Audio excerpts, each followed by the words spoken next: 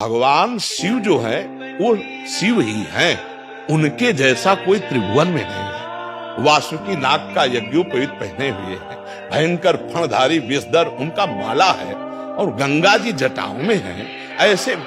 ऐसा परिवार देखा है?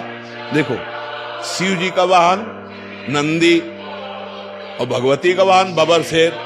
1 मिनट में नंदी को खा जाए, लेकिन दोनों चैन से रहते हैं, नहीं रहते। अच्छा, अब और आगे बढ़ो, कार्तिकेय जी का वाहन मयूर है ना। भगवान शंकर के गले में सांप, मोर सांप का बहुत बड़ा हार करता है। सांप का हार। गणेश जी का वाहन चूहा है ना। कहीं झगड़ा देखा?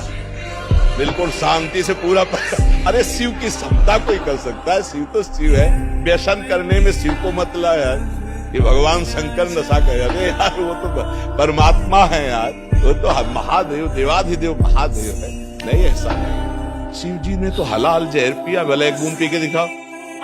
ये सब कोई जानता है कि नहीं? समुद्र मंथन में जो पहला हलाहल विष निकला भगवान शिव ने पिया। आप करो, शिव जी कोबरा को गले में डाले तो एक बार कटवा दिखाओ।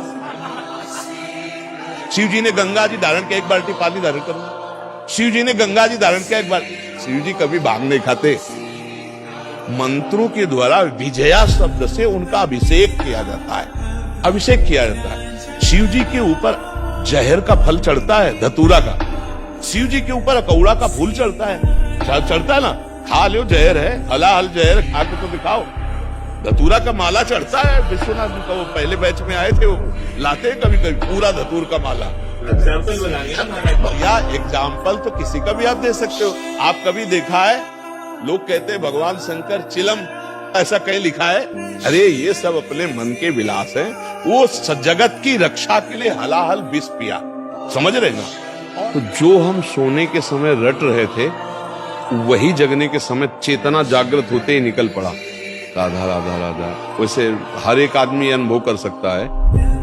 ऐसे ही हमने मूर्छा के समय भी देखा, जब हमारे डायलिसिस के लिए ऑपरेशन हुआ, ये उदर वाला, फिर छाती का यहाँ ऑपरेशन, फिर हाथ का, तो यहाँ वाले में हमें बेहोश किया गया। तो हमें जब बेहोश करने को था तो हमने उनसे कहा था कि आप बेहोश करने के कुछ मिनट पहले हमें सूचित कर दीजिए कि मैं आपको बेहोश कर रहा हूँ। तो उन्होंने बताया कि बाबा अब हम इंजेक्शन लगाने वाले हैं।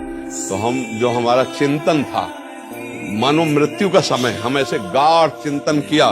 तो जो हम पद शुरू किए थे, तो जब हमारी मूर्छा भंग हुई तो अगली लाइन वही चल रही थी।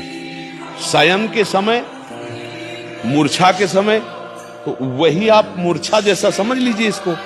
तो जिस समय आप राधा राधा चेतना में बोलकर आपकी चेतना शक्ति, स्मृति शक्ति लुप्त हुई, फिर जब जागृत हुई तो फिर राधा राधा आप बोल रहे हैं कि मुझे ग्लानि होती, तो वो पूरा समय आपका भजन ही माना जाएगा। अगर उस स्थिति में प्राण चले जाते हैं तो आपको भगवत प्राप्ति होगी। क्योंकि मूर्छा के पहले आपने राधा बोला था। मूर्छावस्था में आप असमर्थ हैं, ना सत बोल सकते ना असत, ना सत्क्रिया ना असत क्रिया।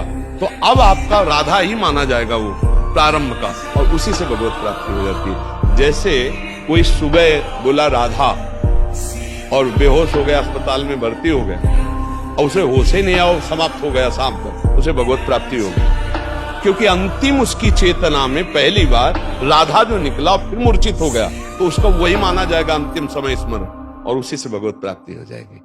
आप समझ पा रहे? जी।